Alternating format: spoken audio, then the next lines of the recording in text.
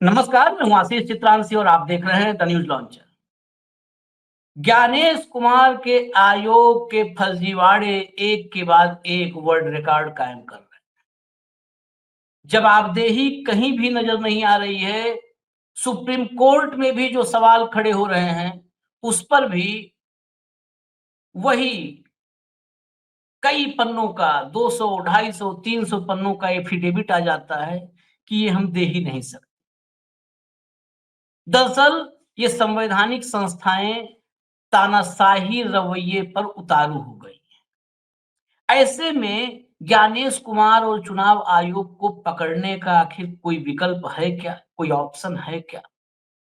तो एक ऑप्शन पर चर्चा शुरू हो चुकी है कांग्रेस के भीतर भी और इंडिया अलायंस के और पार्टियों के भीतर भी। एक ऑप्शन पर चर्चा शुरू हो चुकी है। अगर इस ऑप्शन को इंप्लीमेंट करने का फैसला कर लिया गया, तो मुझे तो पूरा यकीन है कि फिर राजीव कुमार ज्ञानेश कुमार, क्षमा कीजिए, कुमार कुमार में कन्फ्यूजन हो जाता है। ज्ञानेश कुमार, चुनाव आयोग और मोदी का इकोसिस्टम, इन तीनों को भागने का और बचने का कोई रास्ता नहीं मिलेगा, छिपने की कोई जगह नहीं मिलेगी। बस ये है कि इसमें राहुल गांधी को सब कुछ दांव पे लगाना। अब बड़ा सवाल है कि क्या ज्ञानेश कुमार को पकड़ने के लिए, और पकड़ने नहीं, रंगे हाथों पकड़ने के लिए राहुल गांधी अपनी सांसदी को भी दांव पर लगा देंगे, क्योंकि राहुल गांधी आर पार के मूड में है और इसी पर प्लानिंग हो रही है। इस प्लानिंग के सूत्रधार, जिन्होंने कांग्रेस में भी इस मैसेज को पहुंचाया, तमाम नेताओं तक, अलग अलग पार्टियों के नेताओं तक भी मैसेज इनके जा चुके हैं।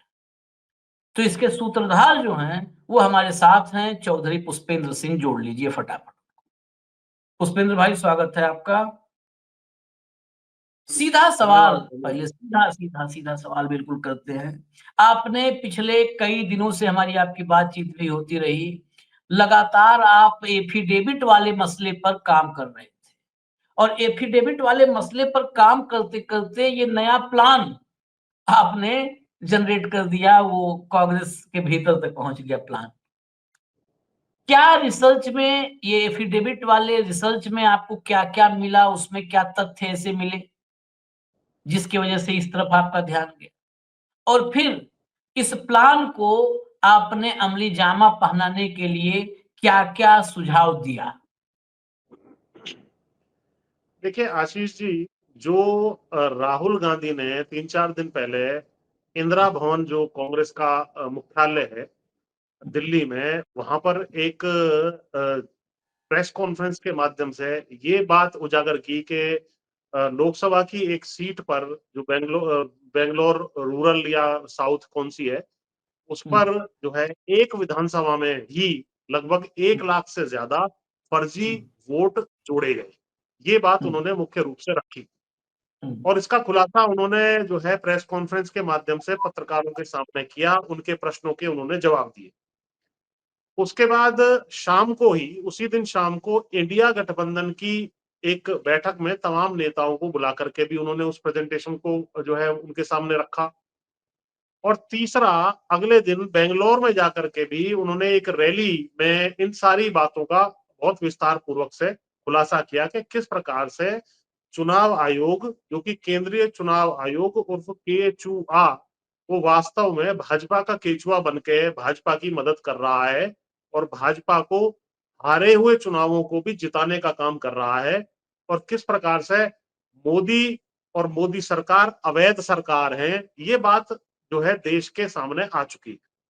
अब ये तीनों ही जगह जो उन्होंने बातें कही हैं, वो क्योंकि जनरल पब्लिक में कही गई हैं, तो उनका वैधानिक जो है वेट वैसा नहीं होता है। तो उस लिहाज से उनको काउंटर करने के लिए एक नैरेटिव मीडिया के माध्यम से, और जो केचुआ है उसने, चुनाव आयोग ने कहा कि साहब इन्हीं बातों को आप एफिडेविट के माध्यम से हमारे सामने रखें। अब इन्होंने जो एफिडेविट मांगा, उसमें जो लेटर इशू किया चुनाव आयोग ने, उसमें इन्होंने कहा कि धारा 20 3B of the registration of electorals rules 1960।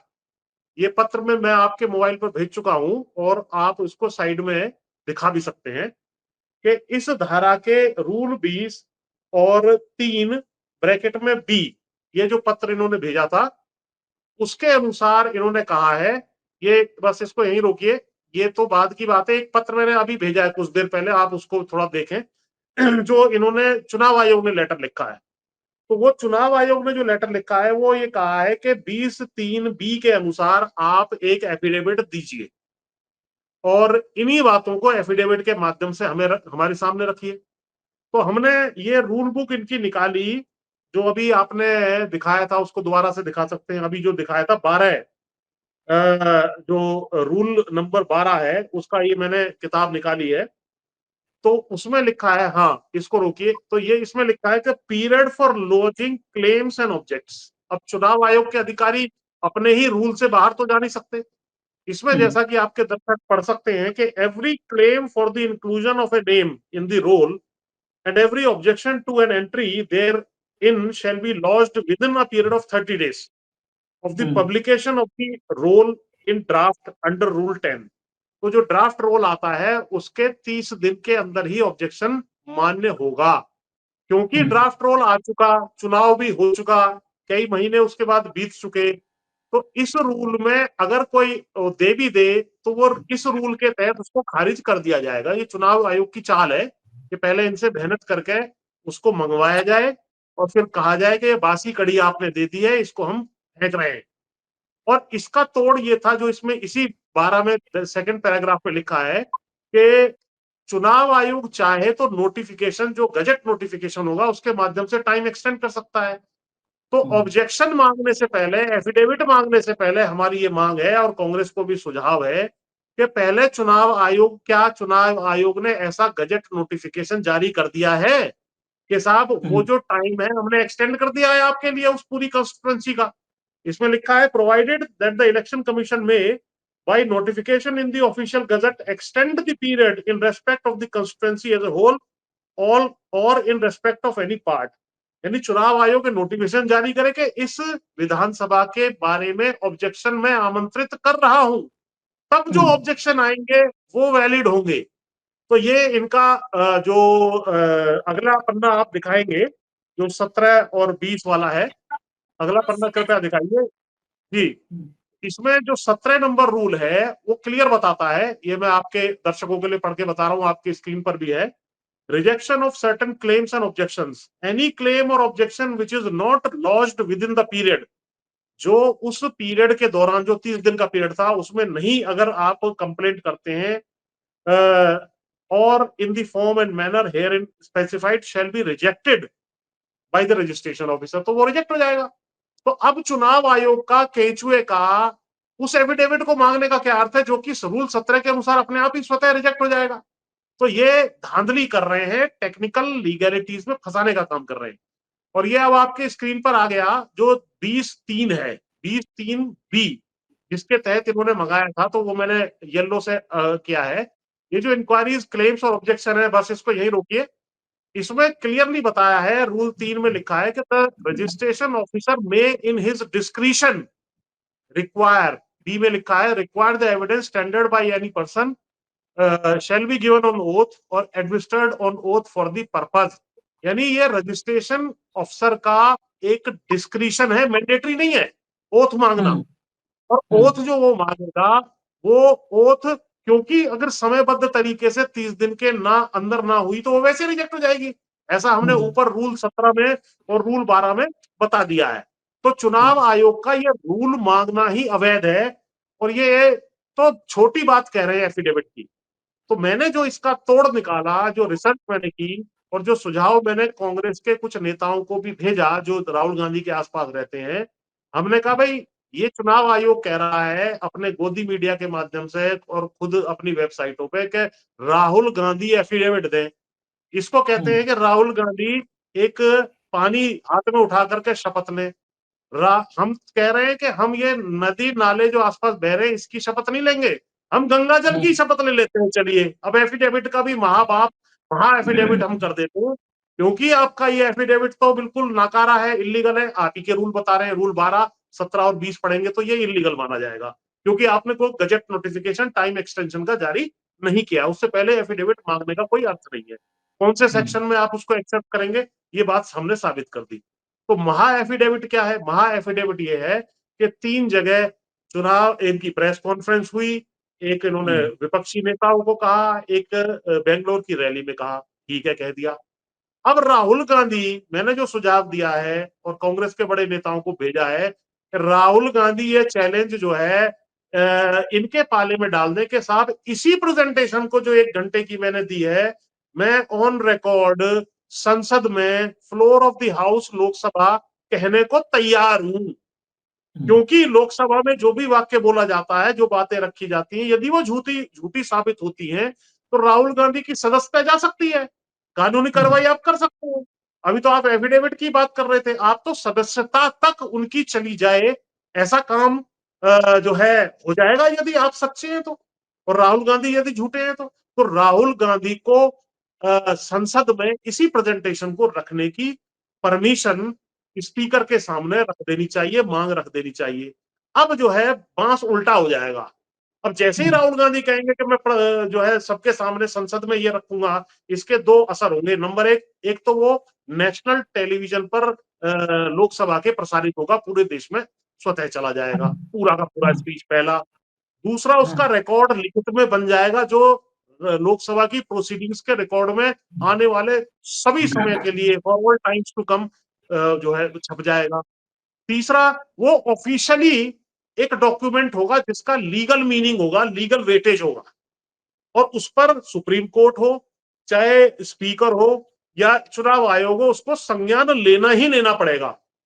तो इसमें अगर इसके लिए, जैसे ये कह रहे हैं राहुल गांधी एफिडेविट के लिए तैयार नहीं है, एफिडेविट तैयार नहीं है, तो नैरेटिव इस देश में आ जाएगा कि राहुल गांधी एफिडेविट से भी बड़ा काम संसद के फ्लोर पे इसी प्रेजेंटेशन को करने के लिए तैयार है।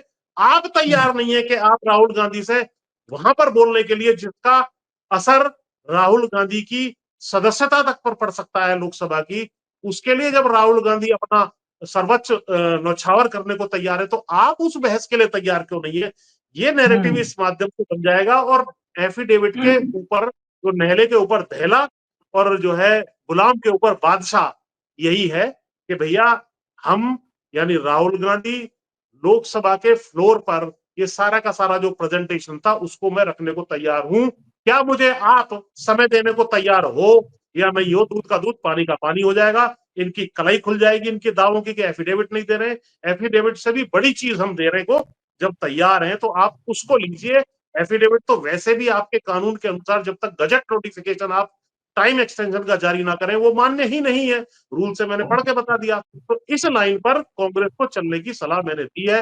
अब कई बार ये होता है राहुल गांधी तक उस तरह की बातें नहीं पहुंचती हैं, तो हमने सोचा कि आशीष भाई के माध्यम से इस बात को सारे देश में न्यूज लॉन्चर के माध्यम से फैला दिया जाए, ताकि अपने आप ही इन पे दबाव बन जाए और सुझाव राहुल गांधी तक पहुंच जाए। जी नहीं, बिल्कुल। और पुष्पेंद्र भाई, मैं तो भाजपा को भी अब न्योता दूंगा।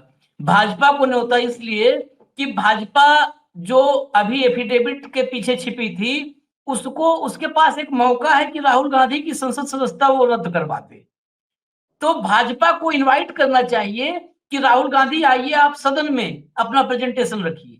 ये बीजेपी को इनवाइट करना बिल्कुल चाहिए। मुझे लगता है कि बीजेपी, मोदी जी अपने लोगों को बोले कि वो खुले मंच से राहुल गांधी को चुनौती देते हैं कि आओ संसद में रखो।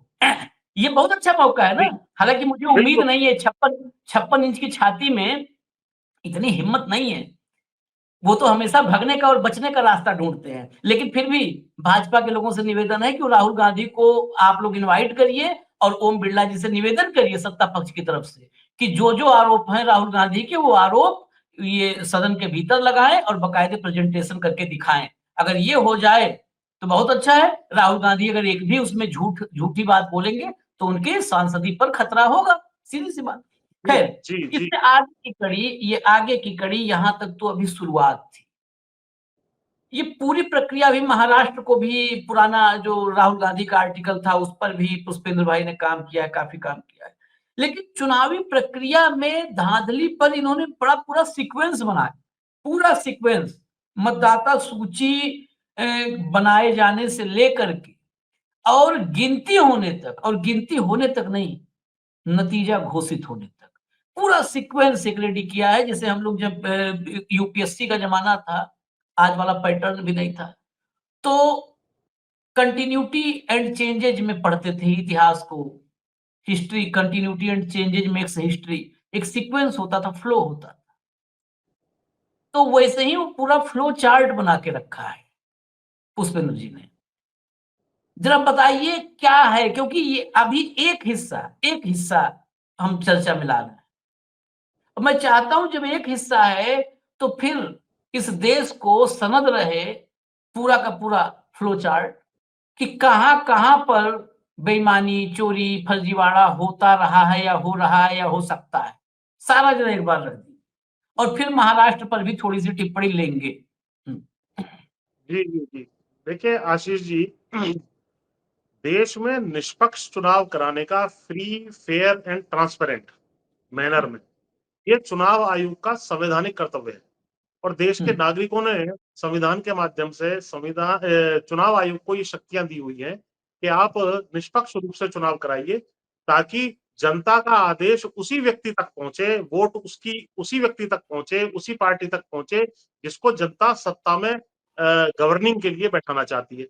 अगर इस चीज के ऊपर जो है मैंडेट को खराब किया जाता है और उसकी मिलीभगत स्वयं जो एम्पायर कहा जाता है इस सारे गेम का चुनाव आयोग वही करने लगे, तो लोकतंत्र का जो सारा का सारा स्ट्रक्चर है वो भरभरा के गिर जाता है। फिर लोकतंत्र नहीं है, फिर तो गणतंत्र हो गया। अब इसकी जो शुरुआत होती है, जिसके विषय में एक 7 जून को एक आर्टिकल इंडियन एक्सप्रेस में मैच फिक्सिंग महाराष्ट्र नाम से लिखा था राहुल गांधी ने। वो मैंने आपको भी भेजा है, आप चाहें तो उसको स्क्रीन पर चला सकते हैं। मैच फिक्सिंग महाराष्ट्र वाला जो है आर्टिकल दिखाए, तो इसमें सबसे पहले ये ये जो सबसे पहले आर्टिकल है, इसमें पहला बिंदु ये है कि चुनाव आयुक्त और चुनाव आयुक्तों की जो नियुक्ति का मामला है, उसमें सुप्रीम कोर्ट ने पिछले दिनों एक आदेश 1-1.5 साल पहले देकर के कहा था कि इसमें कोई संशय ना हो कि ये किसी पारदर्शी तरीके से नहीं है या किसी का फेवरेबल आदमी चुनाव आयुक्त है, तो आप ऐसा करिए, एक तो रखिए चीफ जस्टिस ऑफ इंडिया को, 3 मेंबर की कमेटी बनाइए, उसमें चीफ जस्टिस ऑफ इंडिया हो, लीडर ऑफ द ऑपोजिशन हो, जैसे कि आज राहुल गांधी हैं, और प्राइम मिनिस्टर हो, क्योंकि जो सत्ता पक्ष का रिप्रेजेंटेटिव है, लीडर ऑफ द हाउस है। तो ये सबके लिए जो पंच बैठते हैं, या किसी भी सामान्य व्यक्ति से आप पूछोगे तो कहेगा हाँ भाई ये बिल्कुल फेयर रहेगा, निष्पक्ष रूप से चुनाव, जो चीफ जस्टिस ऑफ इंडिया आ गया, लीडर ऑफ अपोजिशन भी आ गया, और एक जो है सत्ता पक्ष भी आ गया प्रधानमंत्री के माध्यम से।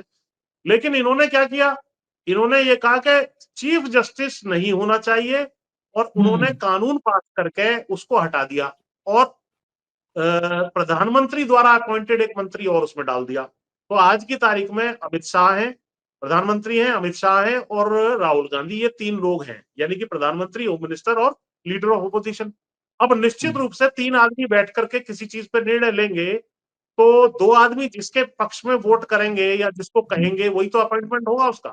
तो चुनाव आयुक्त की नियुक्ति ही अपने व्यक्ति की करने की ये प्रक्रिया है, ये निष्पक्ष प्रक्रिया नहीं है। कोई भी व्यक्ति मतलब दूसरी क्लास का बच्चा भी बता देगा कि भैया अगर तीनों आदमी अलग अलग पक्षों के ना हो, न्यूट्रल एक हो गया, चीफ जस्टिस, लीडर ऑपोजिशन और प्रधानमंत्री, ये व्यवस्था ठीक थी। लेकिन अब व्यवस्था इन्होंने बदल दी, तो पहला ही काम इन्होंने चुनाव आयोग के ऊपर कब्जा करने के लिए अपना आदमी चुनाव आयुक्त के रूप में बिठाने का ये प्रक्रिया कर दी, पहला बात। तो यहां से गड़बड़ी शुरू हो जाती है। अब एक जो इन्होंने विस्तार से बताई बात कि भाई चुनाव में किस तरीके से धांधली करके उसी चुनाव आयुक्त के और चुनाव आयोग के माध्यम से वोटर लिस्ट में 2 तरह की गड़बड़ियां हो रही है। नंबर 1, जो आपके पक्ष के वोटर हैं उनकी संख्या बढ़ा दी जाती है बेतरतीब, और जो आपके खिलाफ वोटर हैं, जैसे मुसलमान भाजपा को वोट नहीं देते, या यूपी बिहार में यादव हैं, तो चिन्हित करके उन बूथों पे से उनके वोट घटा दिए जाते हैं। ये प्रक्रिया एसआईआर के माध्यम से आजकल चल रही है, जो 65 लाख तथाकथित रूप से इन्होंने ड्राफ्ट रोल में बिहार में खत्म की। और इसी तरीके से जो उदाहरण राहुल गांधी ने बेंगलोर की एक कंस्टिट्यूंसी का दिया कि 1 लाख से ज्यादा वोट बढ़ा दिए। तो ये तो हो गई चुनाव शुरू होने से पहले ही आप वोट ही वहां जाकर के नहीं डाल सकते, तो ये तो अपने आप में बहुत बड़ी गड़बड़ी होगी। जहां 5, 10, 15, 20 हजार से विधानसभा के चुनाव और 30-40 हजार के मार्जिन से, 50 हजार के मार्जिन से ज्यादातर लोकसभा चुनाव हारे जीते जाते हो, वहां एक एक विधानसभा में इतनी बड़ी गड़बड़ी होने से पहले ही आप एश्योर हो गए कि हमारे खिलाफ के वोट वोटर बूथ तक पहुंच ही नहीं पाएंगे, क्योंकि वोटर लिस्ट में उनका नाम ही नहीं है। वहां बात खत्म हो जाती है। अब इसके उदाहरण को महाराष्ट्र पे, ये जो मैच फिक्सिंग महाराष्ट्र वाला है, इस आर्टिकल में इन्होंने दूसरे बिंदु पे दिया है कि 2024 का जो लोकसभा चुनाव था और उससे पहले जो 2019 में चुनाव हुए थे, महाराष्ट्र आने की बात कर रहा हूं, इन 5 सालों के पीरियड में जो 31 लाख वोटर बढ़े 5 साल में, और अब 5 महीने में, यानी कि जून या मई में जो चुनाव हुए 2024 में और नवंबर में चुनाव हुए महाराष्ट्र विधानसभा के, ये तो 5 महीने के 6 महीने के पीरियड में ये वोटर बढ़े 41 लाख। तो 5 साल में वोटर बढ़े 31 लाख उसी महाराष्ट्र में। तो 5 महीने में वोटर बढ़े 41 लाख उसी महाराष्ट्र में। तो क्योंकि मैं डेमोग्राफिक स्टडीज को भी करता रहा हूं, मैथमेटिक्स में मैंने ग्रेजुएशन भी की है, मेरा ये इंटरेस्ट ऑफ सब्जेक्ट भी रहा है, तो मैं बता सकता हूं कि इसका मतलब 18 साल पहले अचानक जनसंख्या विस्फोट हुआ था और ये 40-41 लाख बच्चे पैदा हो गए थे, जो कि सामान्य रूप से जब आप 31 लाख 5 साल में बढ़ाते हैं वोटर, तो उसका आंकड़ा आता है लगभग 3 लाख के आसपास। 3 लाख वोटर बढ़ने चाहिए थे 5-6 महीने के अंदर, वो बढ़ गए 41 लाख। तो ये अपने आप में भारी धांधली है। इसी के ऊपर सुप्रीम कोर्ट यदि संज्ञान लेता तो ये सारे के सारे टंग जाते, कहीं दिखाई नहीं पाते, और यही चीज निकल के आती जिस तरीके से जो है राहुल गांधी ने दिखाई।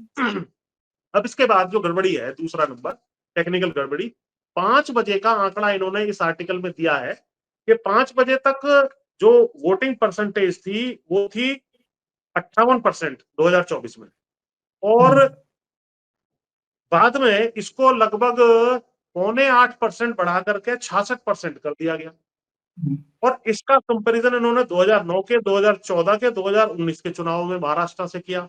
उनमें पता लगा कि 1% के आसपास वोटिंग घटती बढ़ती है, एक बार घटी भी है 0.5% 2009 के चुनाव में।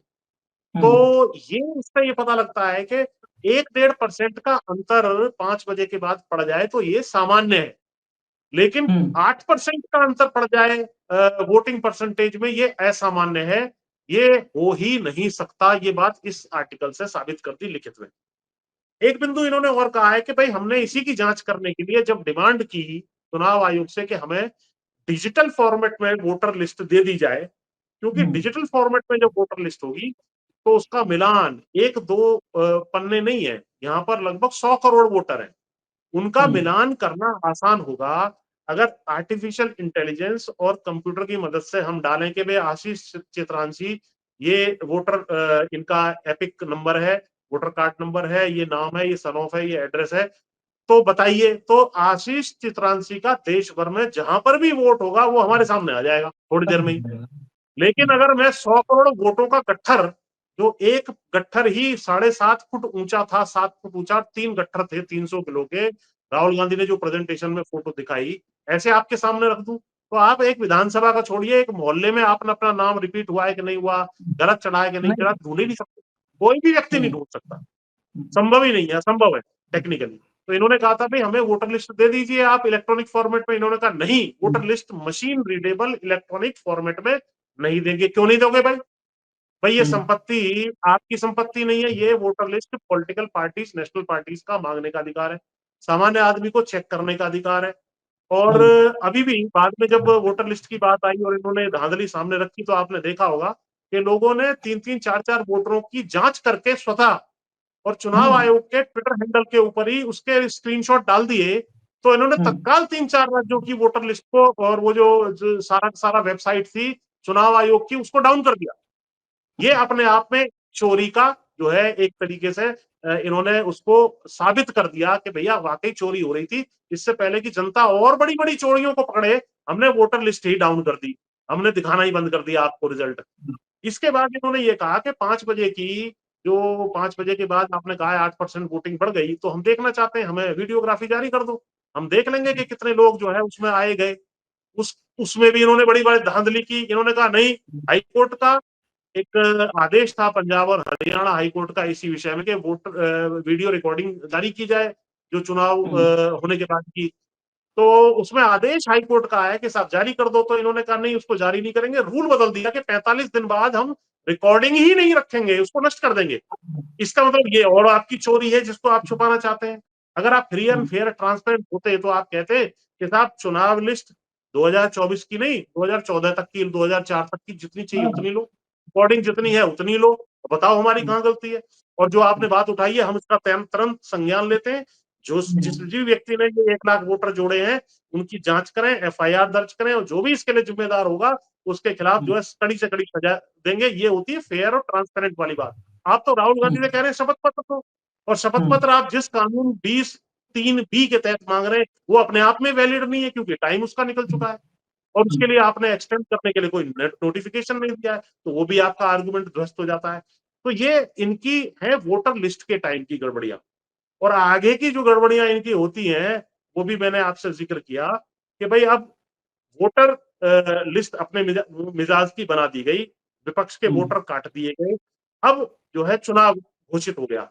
चुनाव घोषित तब होगा जब मोदी जी अपनी सारी रैलियां कर लेंगे, जब मोदी जी अपनी सारी सारी घोषणाएं कि लाडली बहना में ये दूंगा, फलाना दूंगा, चाहे उसको बाद में ना दे, वो एक अलग प्रश्न है कि 2 करोड़ नौकरी दे दूंगा, 15 लाख आपके खातों में आ जाएंगे और आपको जो है स्वर्ग बना दूंगा, और वो सारी चीजें वो जब मोदी कह चुके हो उसके बाद, हाँ भाई पूरी पेट भर के आपने कर लिया काम, हाँ साहब फला डेट का घोषित कर दो। और डेट इतने फेजेस में वो चुनाव होगा जितने फेजेस में हम चाहते हैं, ताकि मोदी बिना थके मशरूम खा के और बढ़िया जो है जूस पी करके आराम आराम से धीरे धीरे रैलियां कर सके। तेजी से हो गया तो मोदी पहुंच नहीं पाएंगे हर जगह, वो होगा। और डेट्स ऐसी रखो जिस दिन मुसलमान एंगेज हो, रख दो रोजों में 3-4 फेज, ताकि रोजों में मुसलमान निकलेगा नहीं। या रख दो ऐसी जगह जहां किसान हमें वोट नहीं दे रहा, जहां किसान का ज्यादा काम चल रहा हो। तो इस तरह के टेक्निकल इश्यूज लाते हैं कि जिससे वोटिंग परसेंटेज विपक्षियों की डाउन हो जाए। और आपको याद होगा पिछले दिनों एक कोई मेला निकल आया था स्नान का, एक चुनाव था यूपी में ही शायद, स्नान निकल आया था, इन्होंने कहा यहाँ तो हिंदू वोटर स्नान करने चले जाएंगे, हम तो हार जाएंगे, उन्होंने वो कैंसिल कर दिया। यानी मुस्लिम त्योहार होगा तो चलने दो, वोट होने दो, ये हिंदू त्योहार होगा तो तुरंत उसको चेंज करो, ताकि हिंदू जो हमारा वोटर है वो हमारे हाथ से ना निकल जाए। ये इनकी टैक्टिस है। अब आ गया वोट चुनाव प्रचार। चुनाव प्रचार में अगर एक सेंटेंस किसी नेता से ऊंचा नीचा निकल जाए तुरंत उसको नोटिस, उसको 2-3 दिन के लिए बैन कर दिया जाता है कि तुम 48 घंटे के लिए, 72 घंटे के लिए अब तुम चुनाव प्रचार नहीं कर सकते। लेकिन मोदी जाए और आपकी भैंस खोल लेगा, और ज्यादा बच्चे देने वाले आपका मंगलसूत्र छीन के उनको दे दिया जाएगा, तमाम उल्टे सीधे वायदे, उल्टे सीधे सांप्रदायिक स्टेटमेंट दे। नोटिस मोदी को जारी नहीं होगा, शिकायत करने के बावजूद भी नोटिस जारी होगा नड्डा को कि नड्डा जी आप जवाब दें। अरे नड्डा ने थोड़ी स्टेटमेंट दिया है। तो ये हरकत की जाती है। और चुनाव प्रचार के दौरान बहुत स्ट्रॉन्ग जांच विपक्षी कैंडिडेट की जाती है, कितनी गाड़ियों का काफिला जा रहा है, कितना तुम्हारा खर्च हो गया है, तुम्हारे दफ्तर में कितने आदमी हैं, कितनी उन्होंने चाय पी ली, कितने उन्होंने समोसे खा लिए, उसके रेट है फिक्स कि चाय का कप का इतना पैसा, कॉफी का कप है तो इसका इतना पैसा, समोसे का इतना पैसा।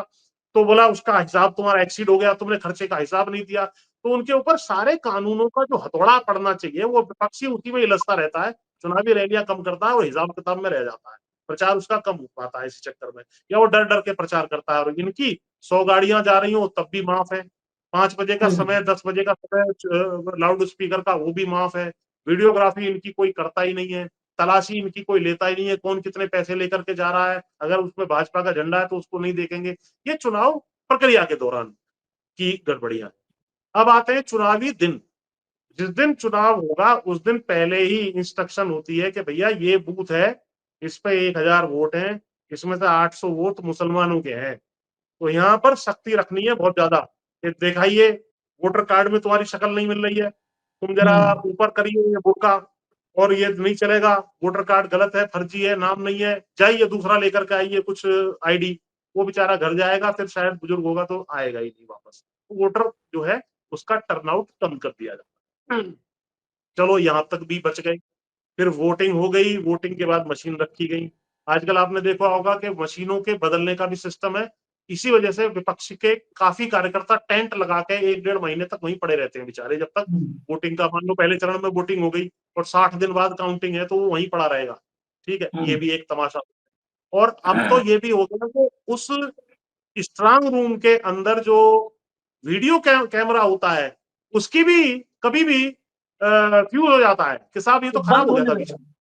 में, कई वो बीच जगह में कई खराब हो गया था, या लाइट भाग गई थी, या उसका लाइट। इन्वर्टर खराब हो गया था, बैटरी खराब हो गई थी साहब। तो ये करके वो हेरा फेरी का है। अब यह तमाम हेरा फेरी करने के बाद आ गया वोट गिनती का दिन।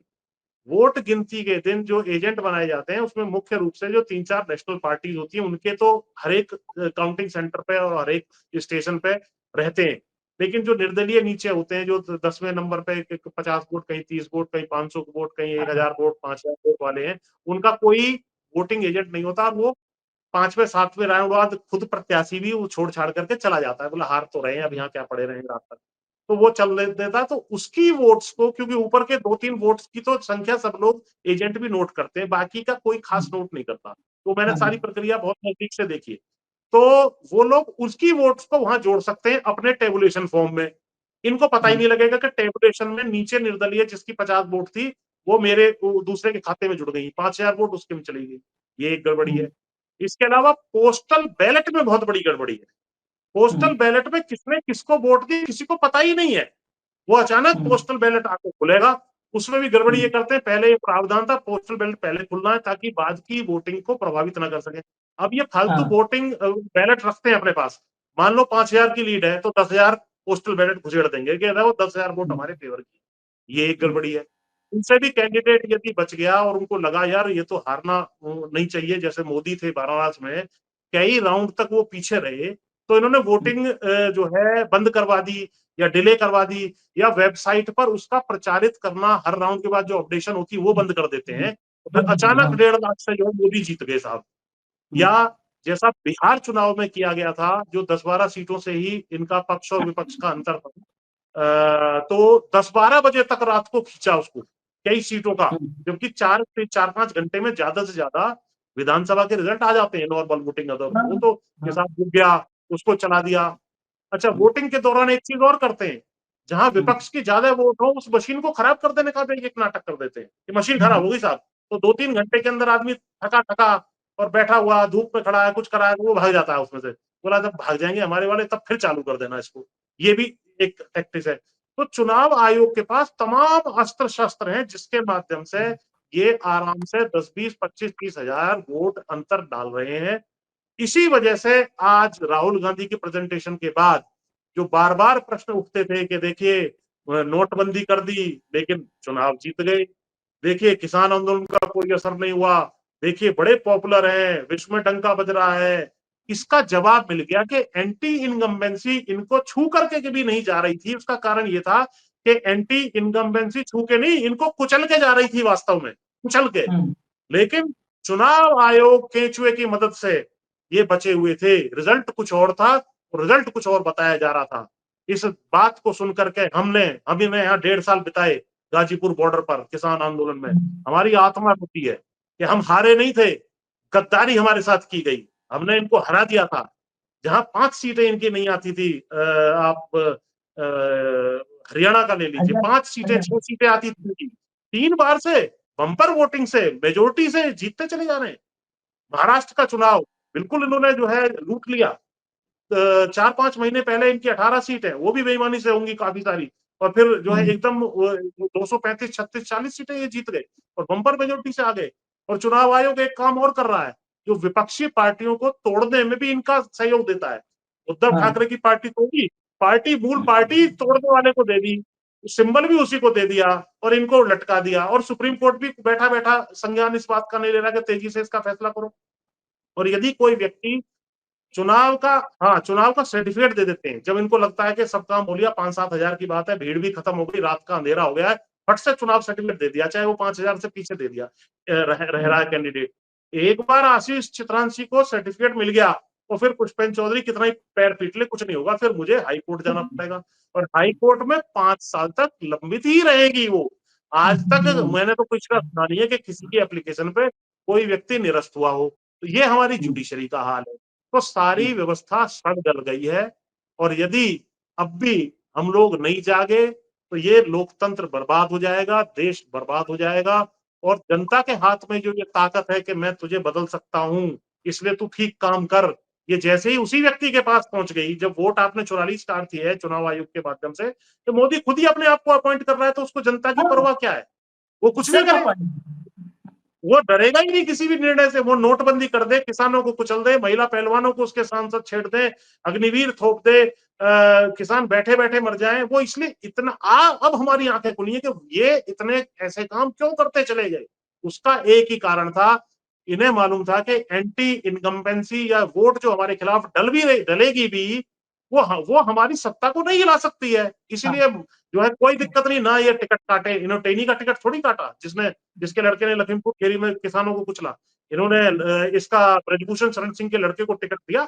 इन्होंने तमाम जो इनके मंत्री संतरी मध्य प्रदेश वाले जो कर्नल कुरैशी के खिलाफ बयान और देते थे, पहलवान, पहलगांव जैसी घटना, पुलवामा जैसी घटना, या गोधरा वाली घटना, या जस्टिस लोया की घटना, या इनके मंत्री एक होते थे जो है हरेंद्र पांड्या जी, उनके खिलाफ जो तमाम इनके खुद के सांसद कहते रहे, इनका मोडस ऑपरेंडी है कि एक तो, और एक बयान जो बार बार इनको कहा जाता है, कहा कहते हैं ये हर एक, अमित शाह भी कूद गए, इसी वजह से तुम लोग 30-30 40-40 साल तक विपक्ष में बैठोगे। कारण वो नहीं है, कारण ये है कि चुनाव आयोग मेरा पेट है, मेरा, जो एक तरीके से कहना नहीं चाहिए ये शब्द, गले में पट्टा डाला हुआ जो है मेरा अपना जो है पिल्ला है, मेरे अनुसार जिसको काटूंगा उसको काटेगा, जिसको भौंकूंगा, भौंकने के लिए कहूंगा वो भौंकेगा।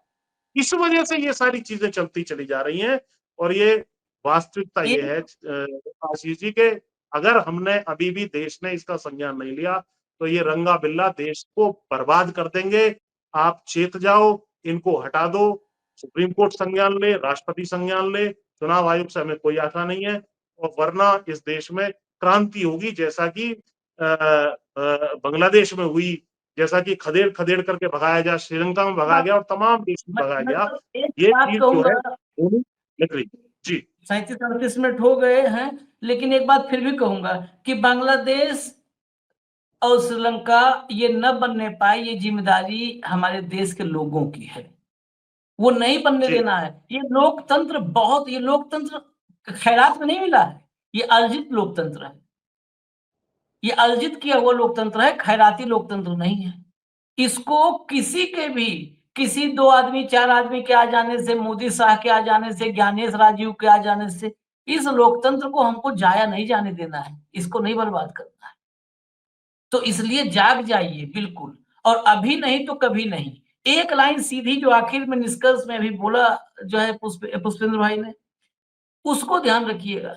जनादेश मतलब आपके वोट से जब सरकार बनती है, तो उसके मन में वो कितनी भी सरकार अहंकारी हो जाए, उसके मन में एक कोने में भय होता है कि, एक कोने में भय होता है वो कि ना गड़बड़ होगा तो 5 साल बाद सब भगा देंगे। वो आपको खुश करने के लिए, कुछ भी करने के लिए, झूठ फरेब कुछ करे, लेकिन वो जन विरोधी फैसले नहीं ले सकती है, जन विरोधी फैसले नहीं।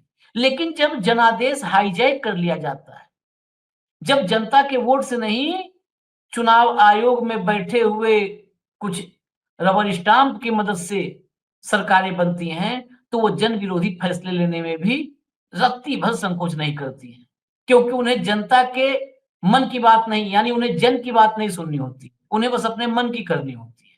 तो अपने मन की करने से रोकना है, जन की बात, जन के मन की बात, वो होना चाहिए। इजाजत दीजिए हमें, अभी तो शुरुआत हुई है ये। देखते हैं, रोकने वाले भी रोकने की बहुत कोशिश करेंगे।